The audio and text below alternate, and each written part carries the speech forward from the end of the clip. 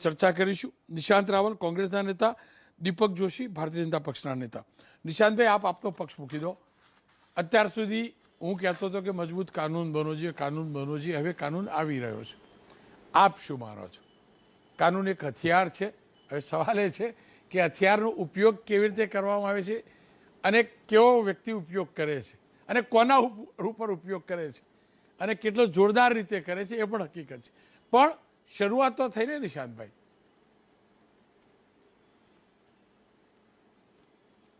બિલકુલ રોનકભાઈ, ગુજરાતની 6 કરોડની જનતાના હિતમાં કોઈ પણ કાનૂન આવતું હોય હંમેશા કોંગ્રેસ પાર્ટી એનું સ્વાગત કરતું આવ્યું છે ને કરતું રહેશે। આજે પણ જે આ બિલ, જે વિશેષ કોર્ટ વિધેયક બિલ માનનીય ગૃહમંત્રી સાહેબ દ્વારા જે રજૂ કરવામાં આવ્યું અને બિલ પાસ થયું, એને કોંગ્રેસના અમારા તમામ ધારાસભ્યોએ સમર્થન આપ્યું। અને આજ તો વાત હતી રોનકભાઈ કે અમારા વિરોધ પક્ષના નેતા અમિત ચાવડા સાહેબ અને અમારા તમામ ધારાસભ્યો વિધાનસભામાં છેલ્લા કેટલાય વર્ષોથી આવા જ કોઈ પ્રકારના બિલની ડિમાન્ડ કરતા હતા કે આ અધિકારીઓ જે લાંચ રૂશ્વત ભ્રષ્ટાચારમાં ફસાઈને અને જે રીતે કરોડોની પ્રોપર્ટી બનાવતા હોય છે એમના ઉપર કેમ ટાંચમાં એમને લેવામાં નથી આવતા। તમે જો કે આજે ગૃહમાં અમારા ધારાસભ્ય અને અમારા કાર્યકારી પ્રમુખ જિગ્નેશભાઈ મેવાણીને સસ્પેન્ડ કરવામાં આવ્યા। કેમ કરવામાં આવ્યા? કારણ કે એમને એવું પૂછી લીધું કે તક્ષશિલા, મોરબી, હરણી અને રાજકોટના હત્યાકાંડમાં જે અધિકારીઓ સામેલ હતા તમે એના ઉપર ક્યારે એક્શન લેશો? તમે આ કેસોને ફાસ્ટ ટ્રેક કોર્ટમાં ક્યારે લઈ જશો?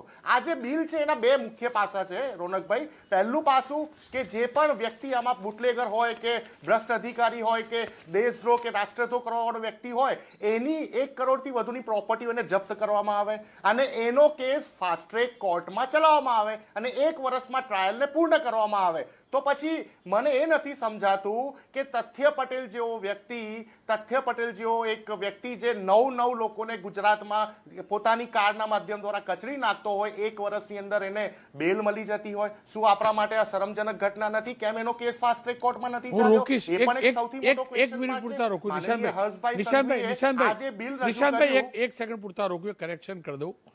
તથ્ય પટેલે કોઈ પણ પ્રકારની બેલ મળી નથી, એ હજુ અંદર જ છે। હા, આજે એની 1 દિવસની જામીન એના પરિવારમાં કોઈનું નિધન થયું છે બિલકુલ એટલે મળી છે, બાકી બીજી બેલ નથી મળી। આપ આપની વાત આગળ મૂકી શકો છો।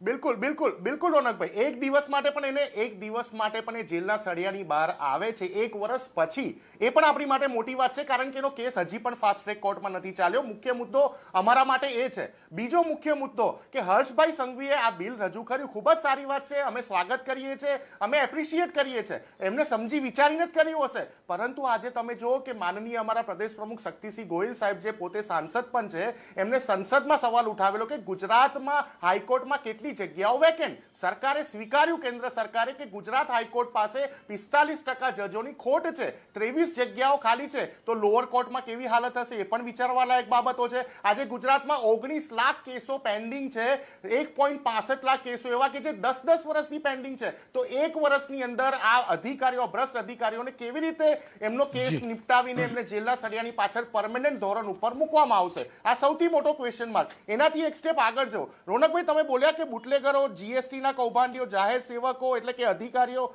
ભૂમાફિયાઓ, ડ્રગ માફિયાઓનો આમાં સમાવેશ, તો ચૂંટાયેલા પ્રતિનિધિઓનો સમાવેશ કેમ નથી કરવામાં આવ્યો આ બિલમાં? જો કોઈ ભ્રષ્ટ અધિકારી પકડાય છે, એનો નાર્કો ટેસ્ટ કરવામાં આવે અથવા તો એ પોતે સ્વીકારે છે કે મેં જે આ ભ્રષ્ટાચાર કરેલો એ આ કોર્પોરેટરના કહેવાથી કરેલો, આ ધારાસભ્યના કહેવાથી કરેલો, આ સાંસદના કહેવાથી કરેલો, પછી અમારી પાર્ટીનો હોય કે ભારતીય જનતા પાર્ટીનો હોય રોનકભાઈ, ચૂંટાયેલા પ્રતિનિધિઓ પર કેમ આ નવો કાયદો લાગુ નથી પડતો? આ સૌથી મોટો સવાલ। કારણ કે તમે પોતે કેટલી વખત એપિસોડમાં બોલ્યા છો કે આખી આ ચેન છે, આખી જે આ સપ્લાય ચેન ચાલી રહી છે, એક બાબુથી લઈને એક ક્લાર્ક હોય કે અધિકારી, ક્લાસ 1 ઓફિસરથી લઈને છેક સચિવાલય સુધીની આ ચેન ચાલુ છે। તો શું એમાં ચૂંટાયેલા કોઈ પણ પ્રતિનિધિનો ભાગ રોલ નહીં હોય?